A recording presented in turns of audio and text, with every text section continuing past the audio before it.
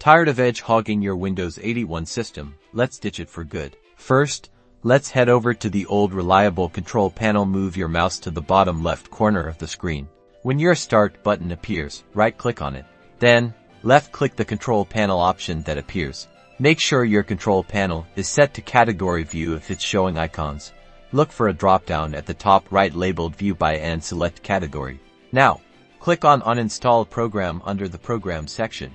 This opens the Programs and Features window. Give it a moment to populate the list of installed applications. Scroll through the list until you find Microsoft Edge. Click on it to select it. Once selected, you should see an Uninstall button appear at the top of the list, or sometimes when you right-click the program itself, click Uninstall.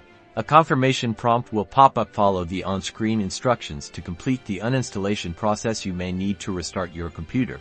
And there you have it, Edge is gone, leaving you free to enjoy your preferred browser on Windows 81.